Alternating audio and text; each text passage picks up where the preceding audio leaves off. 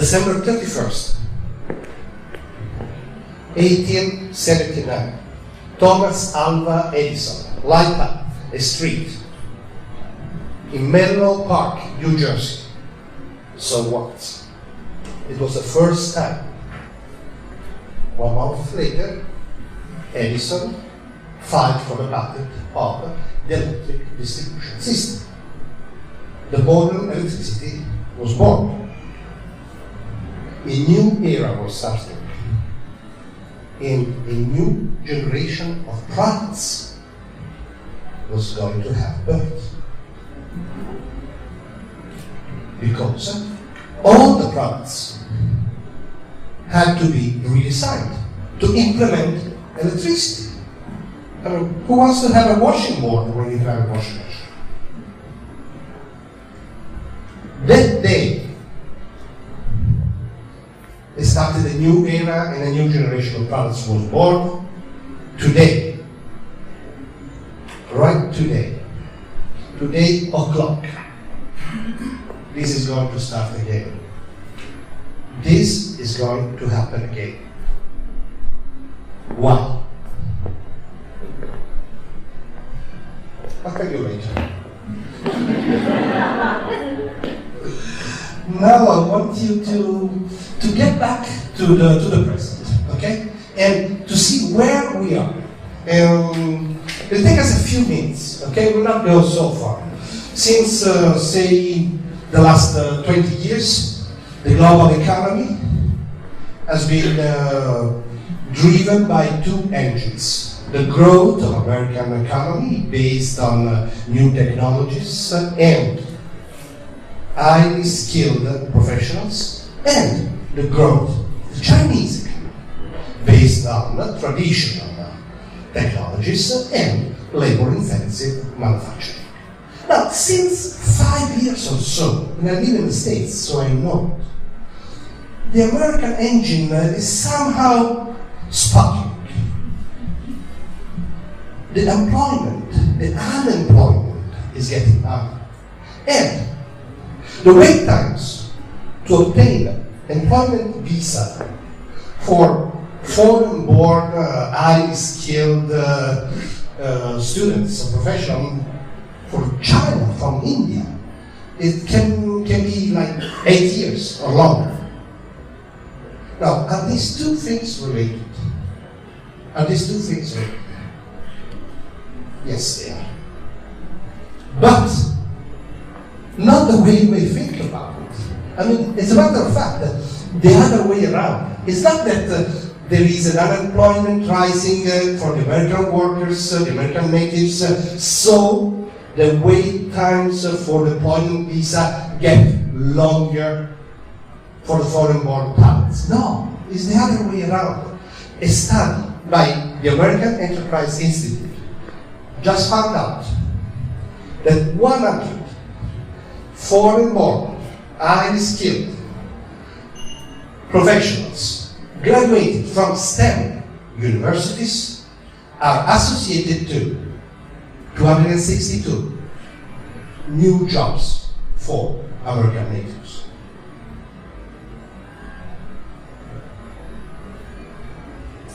(100 foreign-born American foreign-born skilled talent create 262 jobs for the American workers.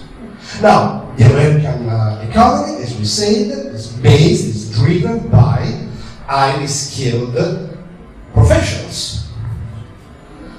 But apparently the employment stems from the STEM graduates. Do you know what STEM stands for? I mean, STEM is the stalk of a leaf or a fruit or of a flower.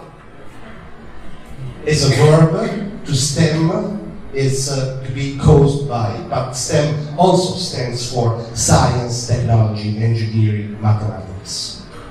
And these are the kids who are making America big. Silicon Valley, for instance. Now, how about China? Can China win the competition based on the labor-intensive manufacturing model? Yes, it can. And we'll demonstrate it in a minute.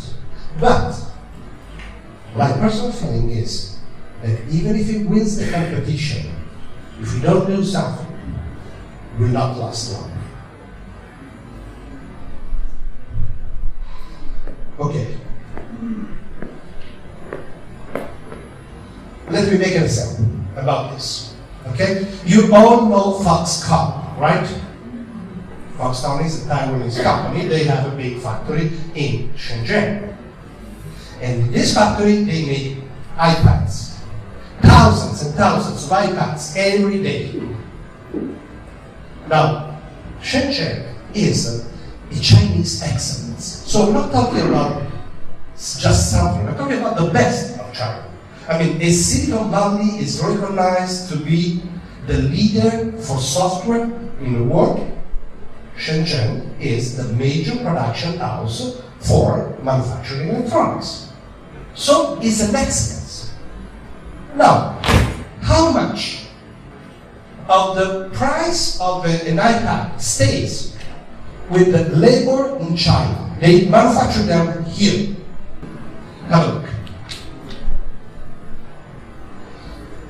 Okay, 150 goes to Apple. It's fair enough. South Korea, 34, 6.8.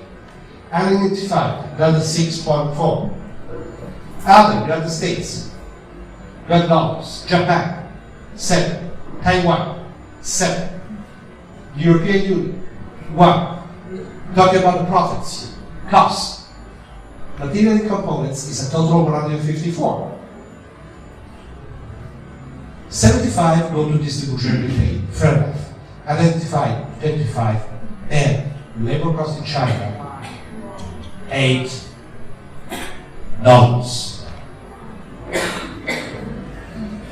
I mean, wait a minute, let me understand.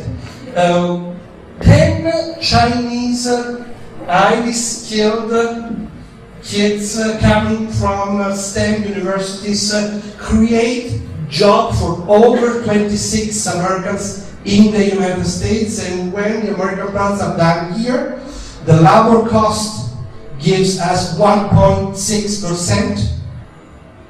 Not just that, Foxconn just announced that they want to move the production of iPad to Brazil, starting from next September. Right away. Come on, go. Don't you think there's something wrong here? I mean, don't you think that the Chinese kids should get back and create wealth here in the country? Don't you think that the Chinese manufacturing should get the biggest split of the pie? Don't you think that Shenzhen, a Chinese excellence worldwide, should not be exchangeable so easily? Don't you think we should get rid of Foxconn, by the way? So now, think about it. Why Shenzhen can be exchanged so easily? We'll talk about this. Nevertheless, things are going fine. I mean, chapeau, congratulations. You guys are doing well, extremely well. Let me show you how well you're doing. 2001, China versus USA. You have made more cellular phones in China than in the USA. It's a lot. And 2007, you did more export from China than the United States. The United States is the #1 economy in the world. And 2010, more manufacturing than here, more automobile sales. Most of all, starting from last year, more patents filed here than in the United States. And now let's go to the future. The economists, the business analysis of the economists forecasted that by 2014 there will be more import and more internal sales in China than in the USA. And by 2016 there will be more Chinese enterprises in the global Fortune 100 or 500 list. And 2018, China overtakes US, becoming the first economy in the world.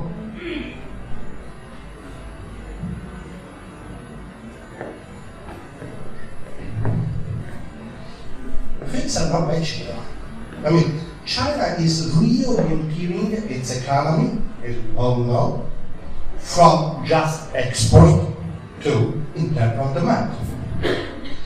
And it's not just asking for money to come here. It's starting to spend money, to invest money outside the country. And where is China investing its money?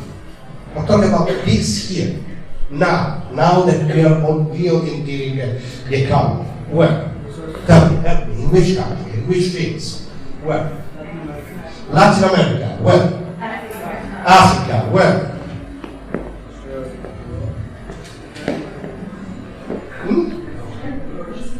What? Europe. Italy. Chinese investment in Italy in 2010 was almost zero. In 2011, last year, was very low. And this year, back 2,540% more than 2011. And why? In which fields this country is spending the money in Italy? Why?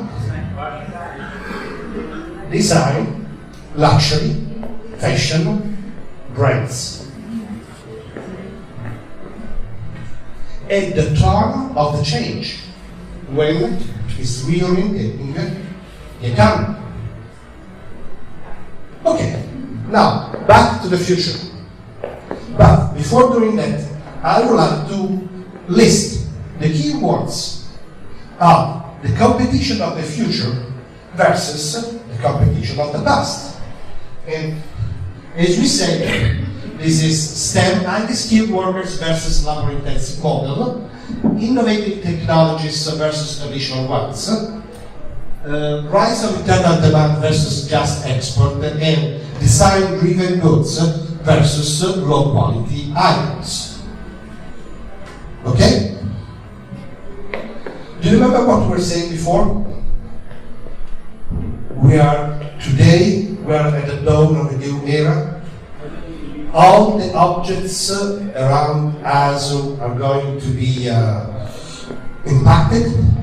We will have to rethink them. We will have to redesign the world around us. Why? Today, in the world, there are 50 billion microprocessors. But just 1 out of 100 is inside computers, tablet PCs, smartphones, or electronic devices. I mean, where they're supposed to be, where we expect the microprocessors to be. There are microprocessors who stay inside the computer, right? No, 1 out of 100. What are the other 99? Tomorrow, in 2020, there will be 500 billion microprocessors, but just 1 out of 100,000 will be where we expect them to be, inside the computers, the smart devices, the electronic devices.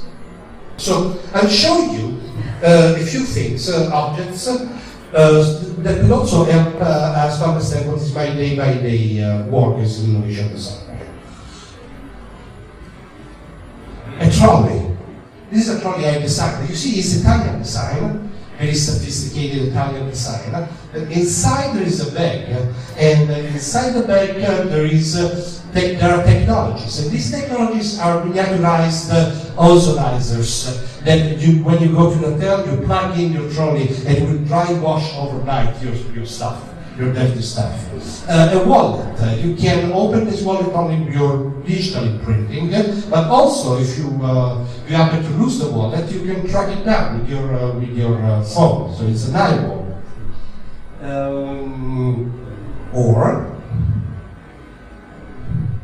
Okay, new materials. This is a thermochromic tissue.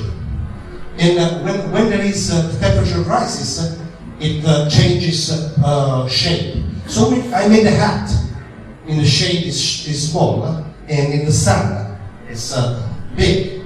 These are the Google glasses. You can see the reality through the glasses and share, get information, do what you want. By the way, this is a project that we did with Google. I did it for the Expo in 2007. For them. This is the project of Milano, being the social club of Milano, where you could see who are the people who be there, tracking information. So now a new material, D3O. It changes the molecular substance when it gets hit, and it becomes hard as iron, and you can make hat, boots, jacket, whatever. And this is fashion, a new fashion. This suit is showing the emotion of the person. It does it with sensors applied to the skin. Every morning we wake up and we can check our biorhythms and everything and understand what you should do during the day. I know what I should do. I should lose weight.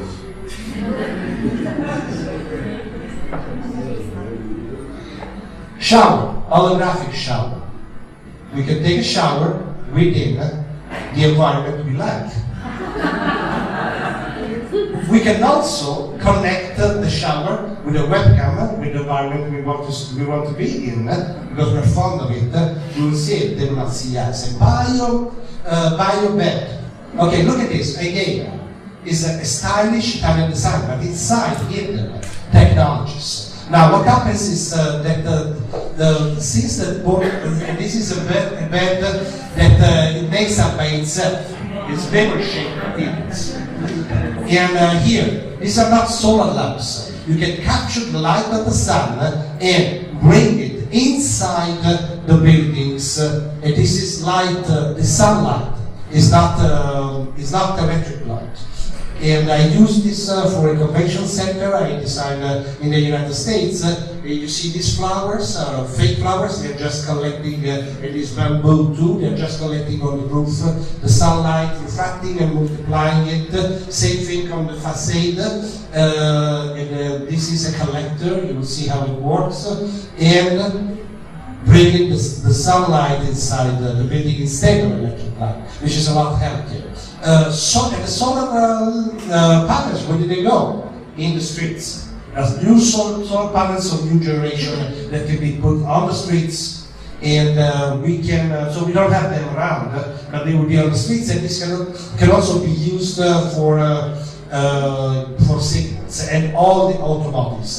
This was designed at MIT in Boston, but we did it in Europe. The name is Hirico. Look at this. It goes inside itself. Great park. Okay, so you see this. Are we ready for that? No, we're not.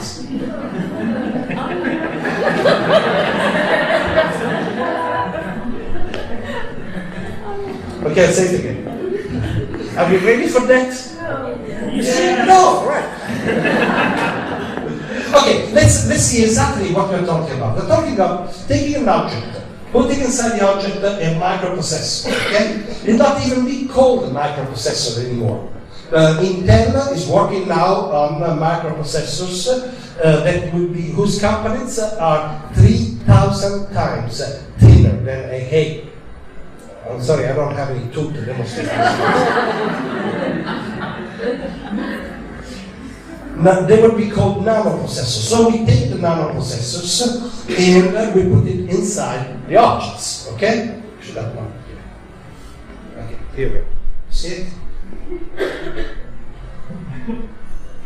Wow. You're a liar. Your team is a liar. It's a spy of Foxconn. We put the nanoprocessor inside the object, but this is not enough. Now the object can process data. It's okay. But what kind of data? We need to give the object a lot of sensors. And we give to the object sensors, and now the object can perceive the reality surrounding it. And we also give to the object wireless communication, which is easy. So now the object can perceive the reality around it, can process data like a computer, and can communicate with us or with other objects. Plus, we have the new materials, and most of the new materials will be nanotechnological. So now, why we're not ready for that? I'll tell you a story. I mean, I was living in Italy, I'm Italian, and I was frustrated because I had wonderful designers when I came, but there was a huge gap with technology from the United States. So I was joint venturing with American companies, having American kids and gigs coming to Italy. And then I decided, no, I cannot do this anymore. Now I'm moving to the United States, and I did it. And now I'm frustrated again because I don't have the designers.